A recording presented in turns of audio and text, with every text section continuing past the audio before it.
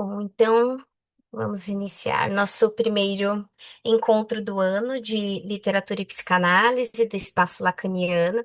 Então, boa noite a todos, todas. Eu sou a Jéssica, sou psicanalista, faço parte aqui do Espaço Lacaniano e desde o ano passado estou aqui ministrando a atividade de literatura e psicanálise do espaço. Para quem não conhece o Espaço Lacaniano, o Espaço Lacaniano é um espaço de transmissão de psicanálise de Freud e Lacan. Então, mais uma vez, sejam todos aí bem-vindos. A atividade de literatura e psicanálise é uma atividade que a proposta é que a gente possa ler ali contos, crônicas, peças teatrais, livros, enfim, e discutir através da psicanálise de Freud e Lacan. Então, pessoal, hoje o que eu separei, né? A gente vai discutir a crônica da Diná Silveira de Queiroz, chamado Paraíso de Dorothy. Mas para iniciar, para fazer a abertura aqui do nosso encontro, preparei uma fala voltada ali para as dimensões acerca do conceito de fantasia de Freud e Lacan. Considerando que o conto, ele tem o retrato do carnaval, então ele vai falar ali desse fenômeno, e ao ler me remeteu a esse conceito tão importante para nós da psicanálise, que é a fantasia. Em seguida, eu vou apresentar a autora, né, a Diná, e depois aí a gente discute a crônica. Então, sendo assim, o que que eu preparei para falar de fantasia? É um conceito amplo, né, na psicanálise, e eu tenho como norteador um livro que foi bem importante aqui no meu percurso de psicanálise, que é esse, eu não sei se dá para ver, é o Fundamentos da Psicanálise, de Freud e Lacan, é do psicanalista Marco Coutinho Jorge, é o volume 2 chamado A Clínica da Fantasia. E nesse livro tem um capítulo chamado Ciclo da Fantasia. E é um capítulo interessante que ele traça ali alguns textos do Freud para falar dessa construção do conceito de fantasia. Então, vou trazer ali um pouquinho da construção de forma breve do conceito de fantasia. Então, vou começar destacando o texto Delírios e Sonhos da Gradiva de Jensen. Nesse texto, nós temos um Freud que ele vai trabalhar nesse escrito a questão do sonho, mas que aborda, sobretudo, a relação do escritor com os aspectos inconscientes. Então, aqui nesse texto, inclusive, ele ressalta que nós não fazemos análise do autor ao trabalhar textos literários, mas a relação da escrita com aspectos inconscientes. Então, no texto, o Freud ele faz uma pontuação entre a relação do delírio e da fantasia. Depois ele avança nisso em um texto que se chama Neurose e Psicose, mas aqui ele já traz alguma coisa que, em resumo, a distinção que se dá do delírio e da fantasia. Então, o delírio ele seria capaz de afastar o sujeito da realidade objetiva, e já a fantasia é uma realidade psíquica e que não impede o acesso à realidade. Lembrando que o delírio ele não é exclusivo da psicose. Então, a fantasia é uma história, em resumo ali, vai ser uma história criada pelo próprio sujeito para dar conta da sua realidade e tem aspectos de lembranças infantis. E falando em lembranças infantis, eu acho que vou puxar para um outro texto bem clássico quando a gente fala de arte, psicanálise, que é o Poeta e o Fantasiar. É um texto que o Freud ele vai trabalhar ao brincar infantil, enquanto o quanto ali ele se assemelha ao brincar do poeta com as palavras, com a criação de histórias, de personagens, aquele universo. E ele coloca nesse texto que tanto a criança quanto o poeta, eles têm algo que os conecta ali, que está em mesma, digamos ali, sintonia, que é a seriedade que eles lidam com as suas próprias criações. Então, nesse texto, Freud, ele nos pontua que a fantasia terá a função de corrigir uma realidade insatisfeita, tendo uma representação de realização de desejo.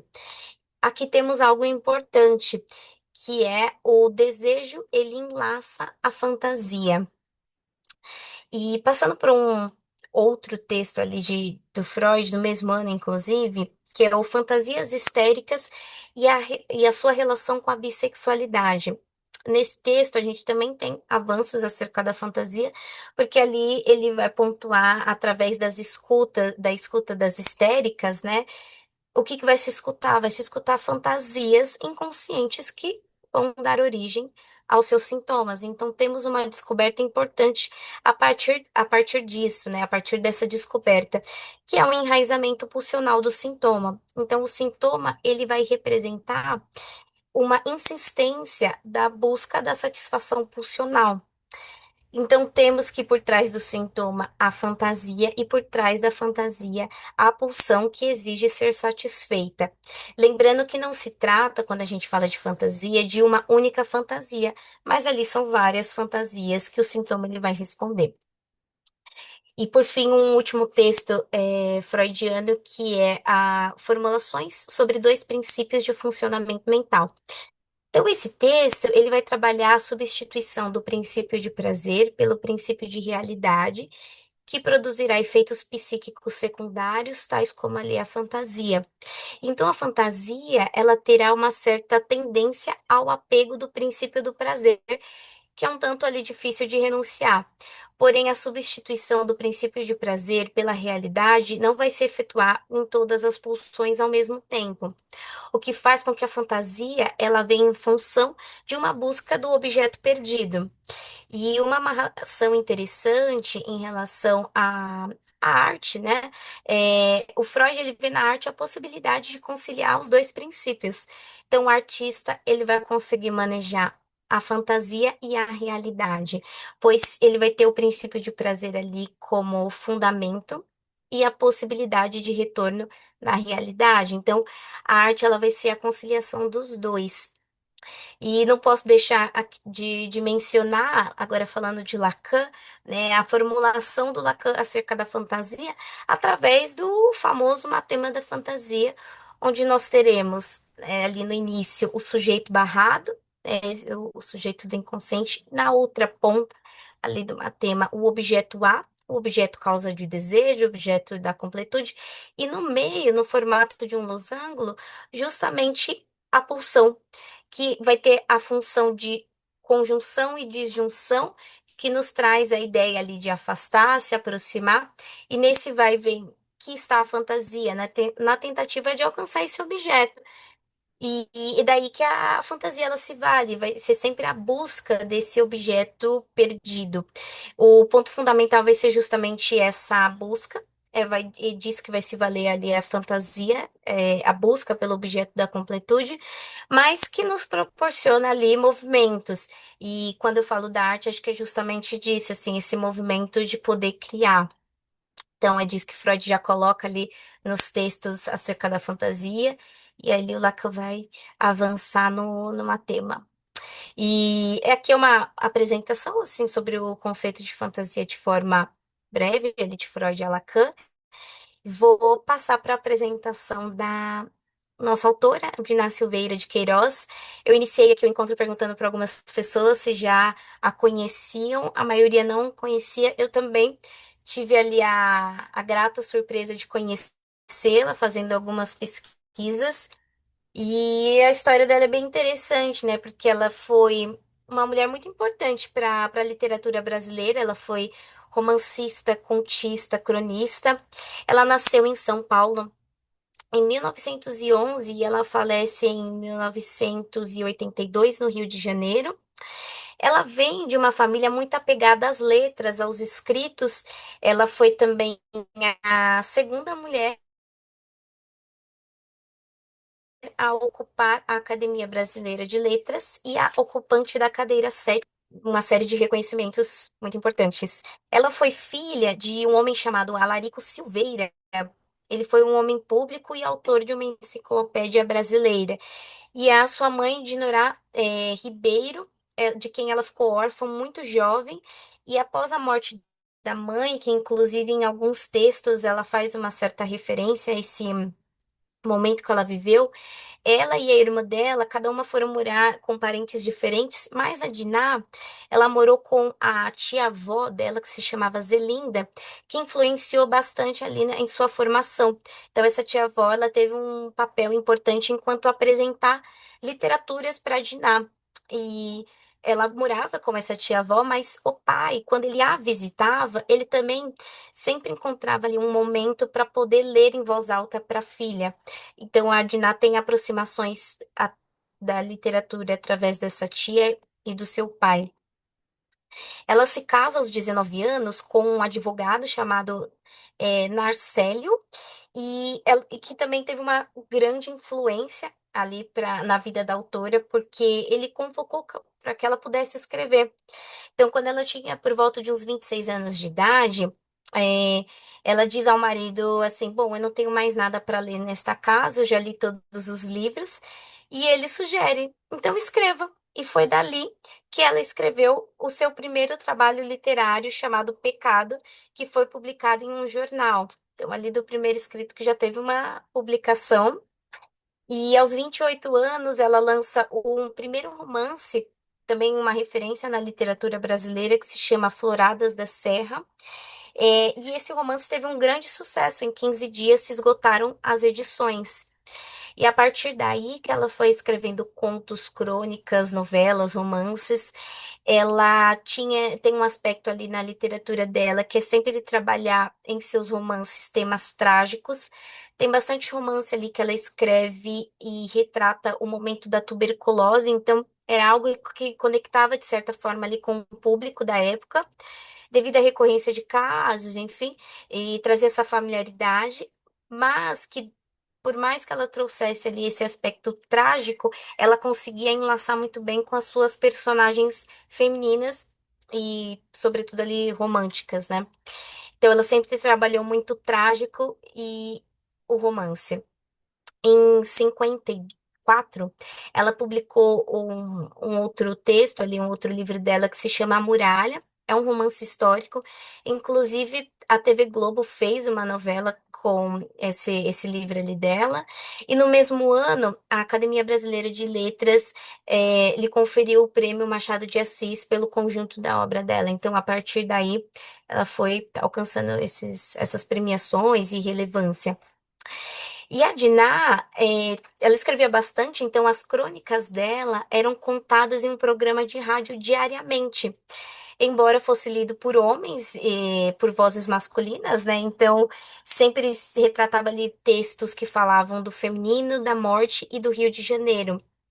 E ela foi uma autora que ela se destacou pela sua facilidade de transitar nos ambientes, sem pudor, nos seus escritos também, sem vergonha. E a produção dela foi bem intensa e sem pseudônimo. Ela costumava trabalhar os seus personagens femininos fora de um estereótipo, e a maioria dos finais ali dos escritos dela tem um aspecto de ser sempre surpreendente. E em um dos escritos dela, que acho que diz um pouco ali das preocupações da autora, ela faz uma citação de um sobrevivente de Auschwitz que pontua o quanto é importante olharmos para o passado, olhar para aquilo que nos marcou e que nos afetou, nos transformou, e somos frutos de várias gerações e de pessoas e desses atos simples que nos constituem e que nos formam em vida. E ela considerava em suas obras justamente essa questão da vida e da morte. Então, ela trabalha muito com esse limite entre o nascer e o morrer, e o quanto esse próprio limite nos permite buscar felicidade, amor, e ali nos torna de certa forma, mais humanos. E aí ali é um aspecto ali dos escritos dela. E em 71 ela escreveu um manuscrito que diz que destino terá a obra de um escritor de nossa época quando raiar o século XXI. Então ela tinha uma certa preocupação em ser descoberta novamente, em deixar esses escritos dela sempre, de certa forma, vivos, né? Uma das suas últimas obras, que foi um marco ali também, da história dela, se chama Eu, Jesus. É uma obra de despedida. Ela já estava doente, ela já estava doente, teve um câncer, e em 81 ela foi eleita ali a Academia Brasileira de Letras, e em 82 ela falece. Então foi uma das passagens mais breves que teve ali na academia. E essa história de Diná, mas que de certa forma ali cumpre com o seu dito, enquanto essa marca ali do mundo, essa preocupação, porque hoje ela sim está sendo lembrada, né? Nesta noite se faz viva no espaço lacaniano, porque vamos discutir, né, uma crônica dela. Então, hoje é um dia aí que a gente faz jus ali à preocupação de Diná para a nossa literatura brasileira. E agora eu vou trazer só um resumo ali da crônica, né, do Paraíso de Dorothy, para gente discutir. Então, a crônica, ela vai contar que em meio a muitas notícias após o carnaval, quase não houve espaço para contar sobre Dorothy. Com 60 anos de idade, ela chega com seu marido ao Rio de Janeiro em um cruzeiro de luxo. Não teve retrato de Dorothy, mas conta-se que ela tinha cabelos grisalhos, vestia um chapéu de palha que sombreava seus olhos azuis. Ela desceu de bordo com um vestido estampado tão feliz que parecia uma noiva adolescente. E, embora em países latinos, né, a Dina coloca, exista uma certa questão com a velhice, a Dorothy levava seus 60 anos como tivesse 20 e se deslumbrava com o Carnaval do Rio, principalmente ao ver a alegria geral e questiona o marido. Brasil só tem gente bem de carnaval, gente só alegre e feliz, e o que a faz questionar as referências anteriores sobre o que ouvira falar sobre a pobreza do Brasil. Aquilo tudo caiu por terra e viu uma festa de abundância, riqueza, admirava a curtição dos bêbados, os requebros das moças brasileiras. Tinha calor e chuva, tornando uma atmosfera densa, mas nada impedia a ânsia que desperta a vida no carnaval. Naquele momento, ela havia conhecido o país da felicidade que em época de carnaval esconde as misérias, doenças e problemas sociais e financeiros. E ela não teve contato com esse lado do Brasil. Então a Dorothy, ela chega ao Rio em um sábado de carnaval e programa retornar com seus amigos turistas em uma quarta-feira de cinzas. Mas uma coisa acontece aí nessa viagem, porque o coração de Dorothy, ali aos 60 anos, dá um certo sinal de estranhamento. E aí temos ali a referência do ditado, ver Nápoles e depois morrer. E aí tem uma questão, né? Será que o seu coração havia se confundido? Pois ela não viu Nápoles, mas viu Rio de Janeiro e sentiu a ilusão da festa de carnaval, a alegria coletiva, e assim seu coração deixou de bater. Então, a Dorothy, ela morre de um desmaio cardíaco na madrugada de cinzas, e apenas seu corpo voltou para sua pátria. E para finalizar a crônica, eu vou ler um trecho ali do final. Então, abre aspas, né? A alma alegre de Dorothy ficou no carnaval carioca e dele fez, no céu de papelão com estrelas prateadas, sua beleza de fim de vida, seu céu de verdade, seu paraíso. Então, é assim que finaliza, né, a crônica. E, e lendo essa crônica, eu tenho um final bem surpreendente, né, que faz a gente pensar em muita coisa. E eu vou trazer algumas das minhas contribuições a partir da leitura do texto. E vou fazer uma amarração, né, também com o que eu mencionei no início em relação ao conceito de fantasia.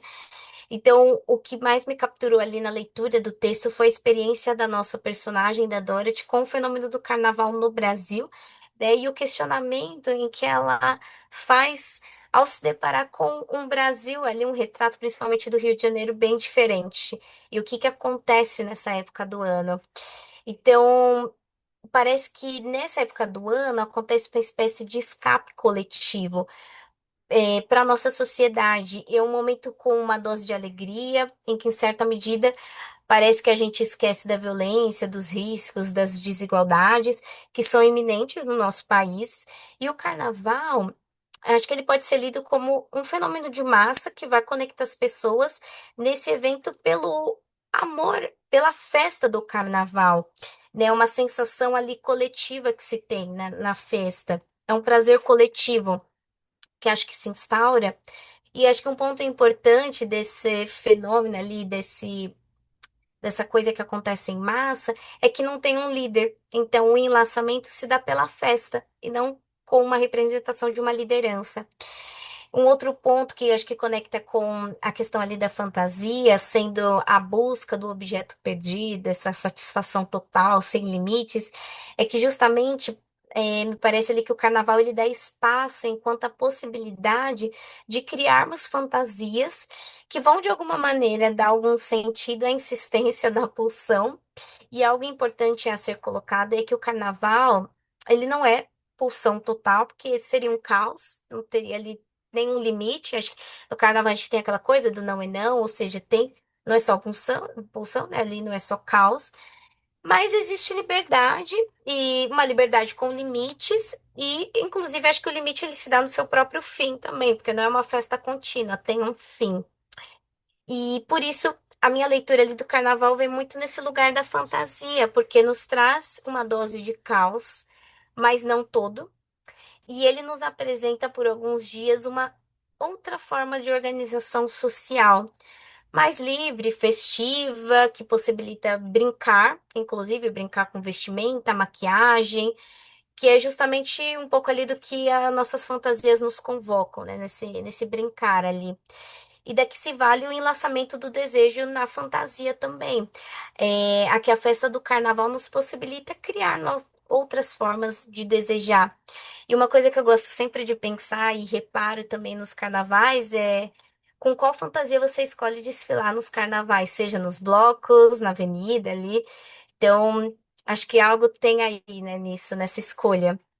Então, na crônica, parece que a Diná, ela nos convoca a pensar no Brasil, o quanto ali precisamos de um carnaval enquanto uma satisfação parcial para dar lugar ao que socialmente nos atravessa. É festejar onde aparentemente só a morte pode imperar, ainda mais pegando ali o retrato do Rio de Janeiro, né, todas as questões sociais. E culturalmente é uma festa que vem como uma espécie de manifesto com dose de alegria, mas também de denúncia e de resistência, porque diante ali da festa também tem espaço para isso, de um outro lugar, mas tem um espaço. Mas a gente não vive só de fantasias, né? Então essa festa ela tem um tempo determinado, tem um, mas parece ali que também desse tempo determinado, como se fosse uma certa dose ali de a gente precisar de uma certa dose de insatisfação para que a gente possa fantasiar de novo. Então a gente tem alguns dias de alegria, liberdade para que a gente possa seguir o restante do ano e esperar o próximo ano para que a gente possa fantasiar, para que a gente possa aproveitar mais. Então, acho que precisa também dessa certa dose de insatisfação nessa festa. E acho que, assim, para finalizar, algo que acontece com a nossa personagem, que não pode passar ali despercebido, é que ela morre justamente na quarta-feira de cinzas. Parece que ali, de certa forma, ela não dá conta dessa fantasia, ou talvez ela tenha se encontrado, digamos, ali com o desejo. Porque ela morre justamente ali na quarta-feira de cinzas, quase ali o encontro com o objeto A, né? Ali ela morre abarcada de prazer, uma espécie de liberdade, como ali se fosse a realização dessa fantasia.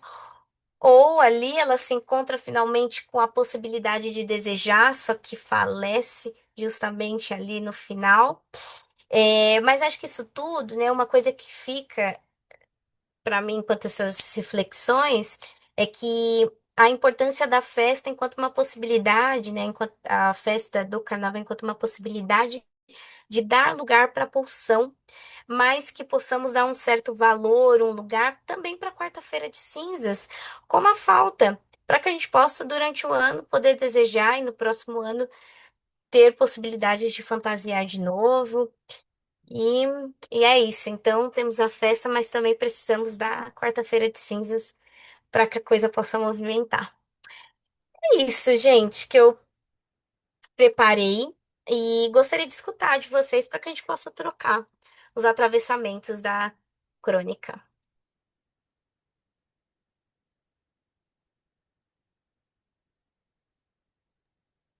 Oi, boa noite. Boa noite. Adorei a crônica, Jéssica. Achei sensacional. E uma coisa que me pegou foi a quarta-feira de cinzas, porque ela morre na quarta-feira de cinzas. E aí eu fiquei pensando, né, o que que significa a quarta-feira de cinzas também? Pensando aí por um lado religioso, né? que é a quarta-feira de cinzas, é ali o momento da redenção de todos os pecados, né? De todos os pecados. E aí, a cinza tem um significado ali, né? Que é do pó. E aí tem até uma parte na Bíblia que fala: do pó viemos e ao pó voltaremos. E aí ela, né, ela volta ao pó na quarta-feira de cinzas, né? Depois de passar por esse carnaval, né? Por essa realização desse desejo, né? Porque ela vai de encontro a esse desejo ali, né? Daquela coisa, né, que ela vivencia no carnaval. E o coração para de bater na quarta-feira de cinzas, retorna ao pó. Eu achei interessante isso. Legal, Isa, essa referência também da bíblica, né, ali, religiosa. Acho que tem esse significante, né, assim, desse retornar ao pó. E realmente, ali tem um retorno. É, né, fazendo uma amarração também quanto a isso, e o quanto que é difícil retornar, né? O quanto que tem um preço aí muito grande a ser pago muitas vezes. E às vezes a gente não quer retornar, né? A gente luta contra isso e o corpo sinaliza, né, muitas vezes também, né? E acho que eu fiquei pensando sobre essa questão do carnaval, também gostei muito da crônica, acho que o timing foi perfeito, porque tá bem fresco ainda, né, o feriado pra gente, e acho que já vi algumas vezes na internet uma frase, se eu não me engano, inclusive a Ana Sui já postou algumas vezes, que fantasia é o que a gente usa durante o ano inteiro, né, e que no carnaval a gente se permite que as máscaras caem e nos mostramos verdadeiramente quem somos.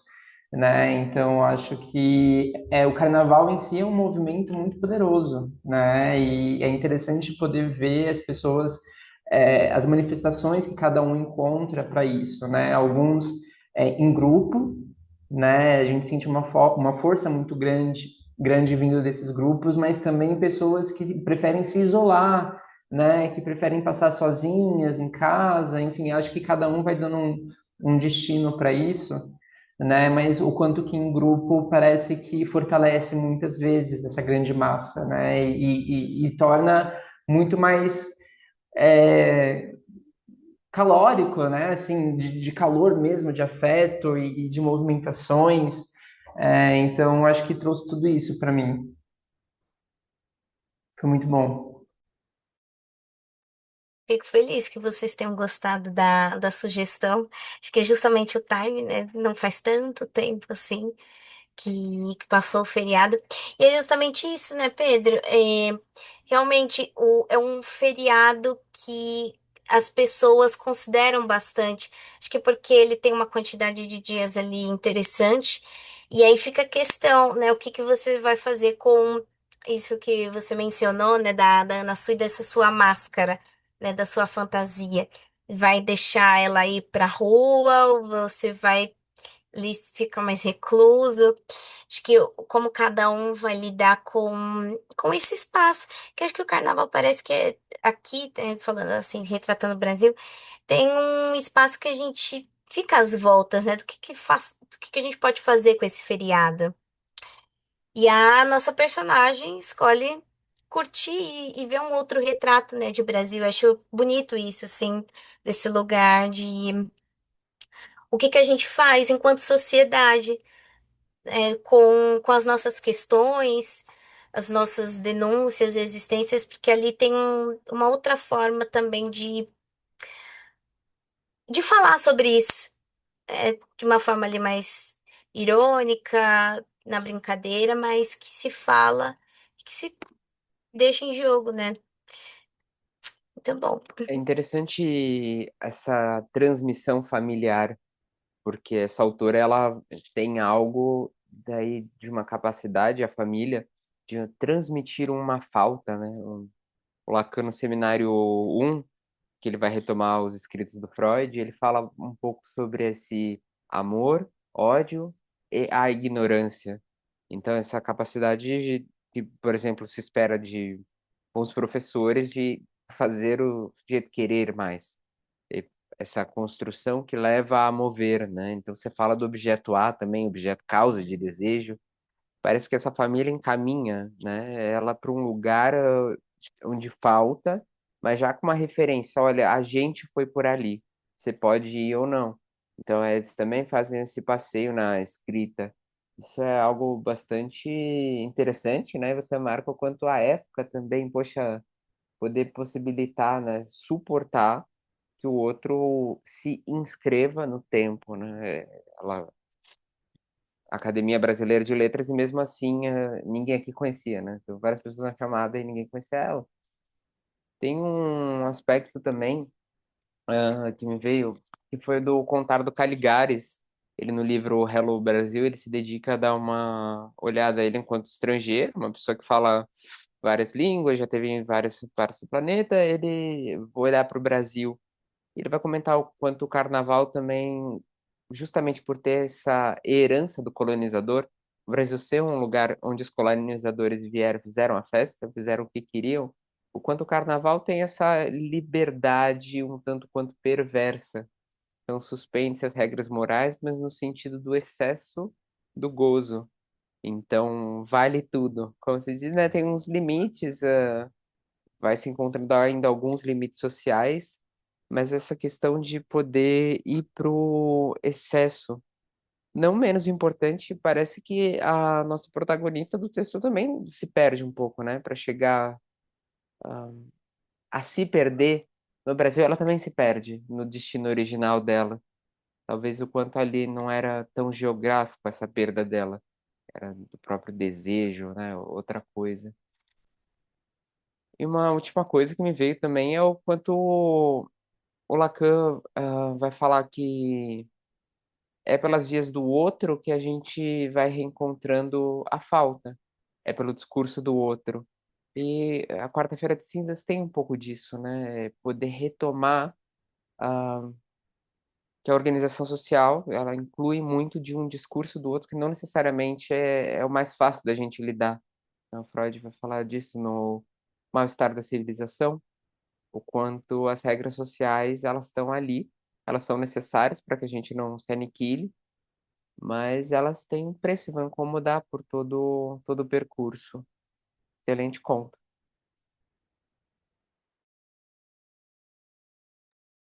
Através de obras que você mesmo citou, Leonardo, para além de carnaval, a gente pensando na fantasia propriamente dita, um ponto que me chama a atenção na crônica é o fato da Dorothy ser estrangeira e chegar ao Rio de Janeiro, e esse lugar de estrangeira parece influenciar diretamente a forma como ela percebe o que ela encontra.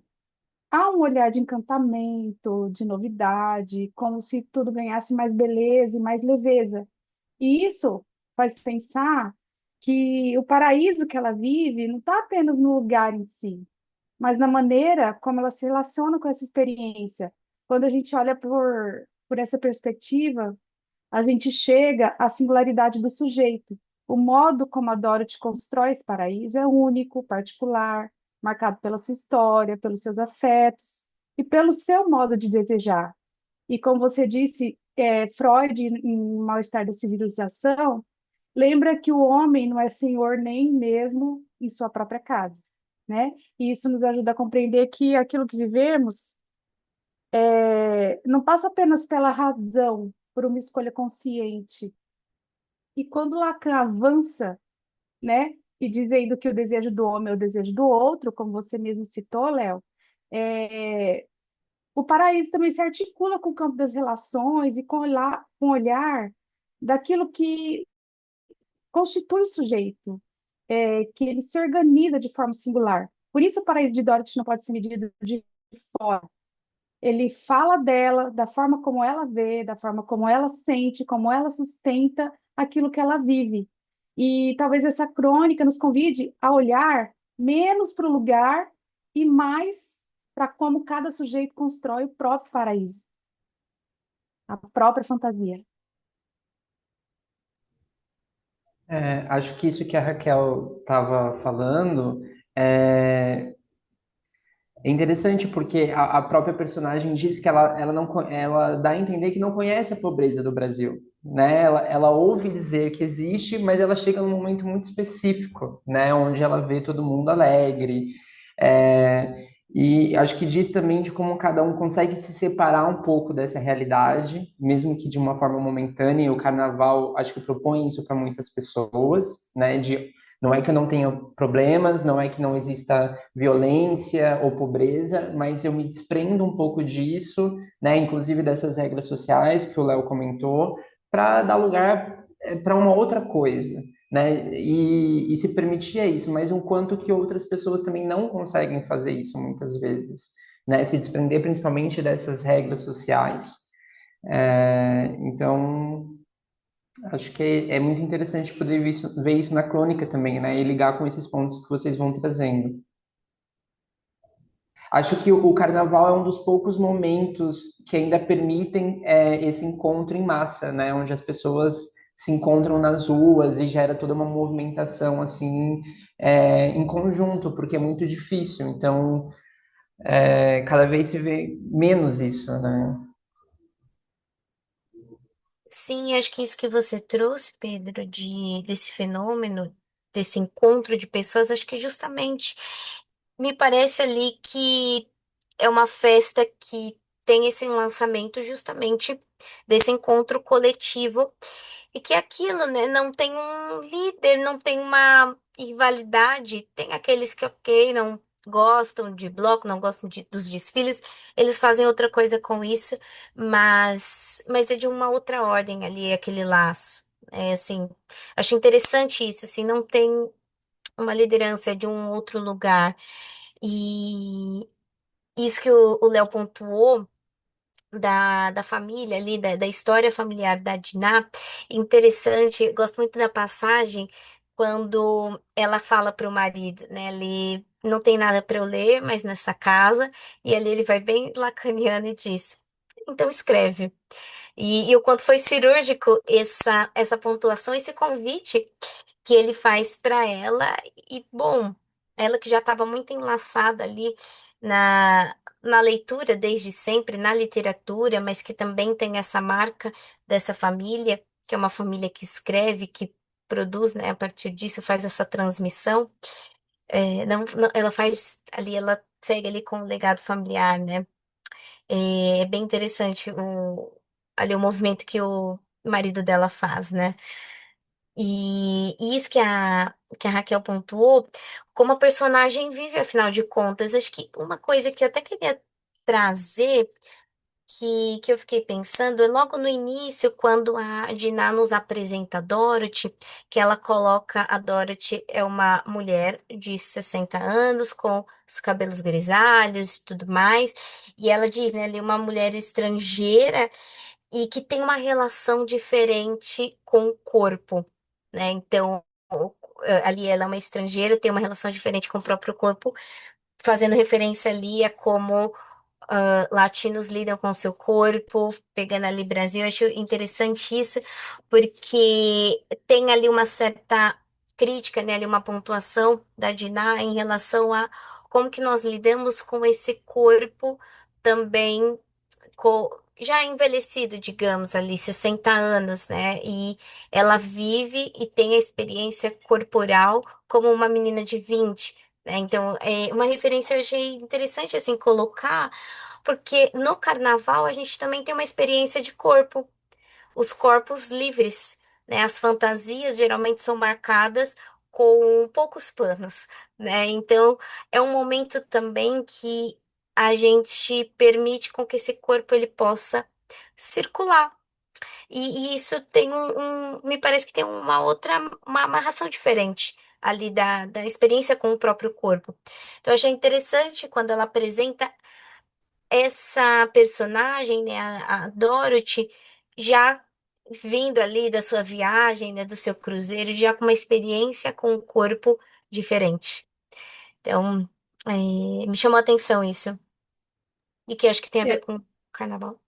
e eu achei legal quando você falou logo no início sobre o escape coletivo que acontece nessa época, né? Porque é um paraíso são fantasias, mas não é um lugar sem falhas, né? Então, é mais assim uma forma de olhar, uma forma que torna a vida possível, né?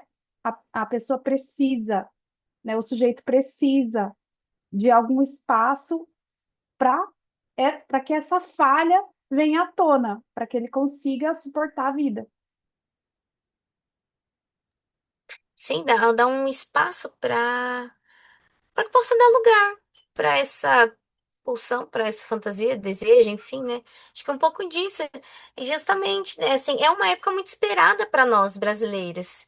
Assim, de modo geral, é isso. A gente espera, a gente se prepara, a gente monta fantasias, organiza viagem ou não, seleciona os blocos, tem as torcidas ali das escolas. Né?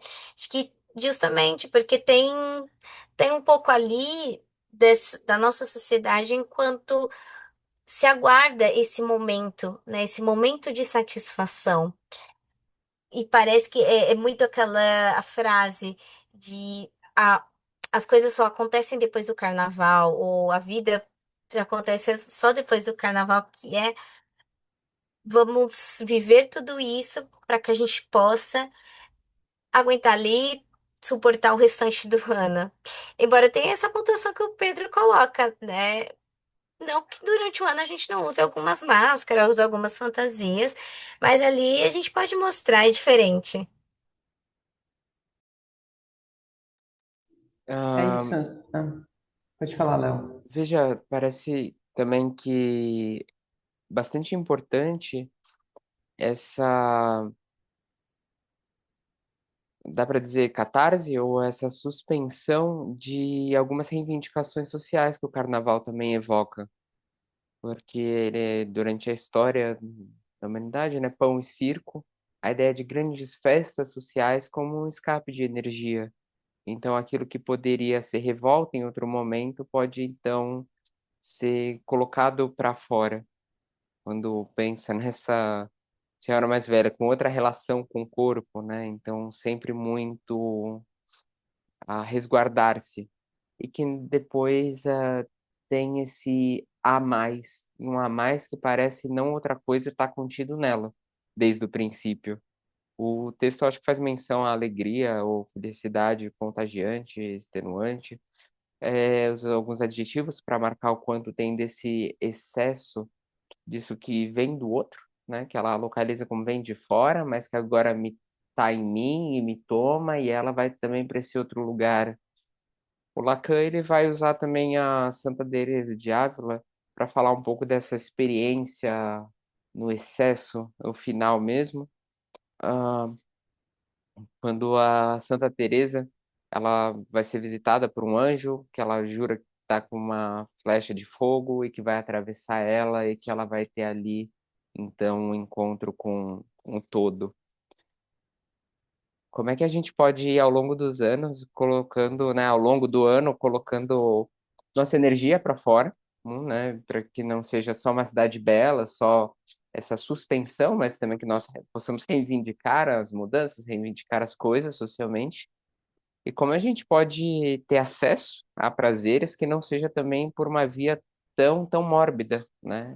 Vamos pensar nas toxicomanias. A questão não é o uso ou não da substância, a questão é se você vai usar a substância, vai morrer. Não é uma questão moral. E parece que se a gente toma que ela foi até o limite mais um pouco, a gente está falando disso, né? Poxa, como é que a gente pode ir construindo prazeres que não sejam aniquilativos? É comum fazer pequenos carnavais ao longo do ano, né? Não à toa a gente retoma o assunto, né? Depois que passou. E quantas pessoas se preparam, né? Então, acabou agora, então já vamos preparar no que vem, né? Para onde que a gente vai viajar? Vamos montar um grupo, vamos se organizar. Mas talvez nem se trate tanto assim do carnaval, mas desse momento de respiro também, né? O quanto que a gente pode ir encontrando outras formas de respirar e de se satisfazer, né, parcialmente, mas para tornar a vida mais suportável também, para tornar esse restante do ano mais, né, respirável também, menos angustiante, menos violento. Então, encontrar lugar para outras formas também de passar por esses outros momentos, né?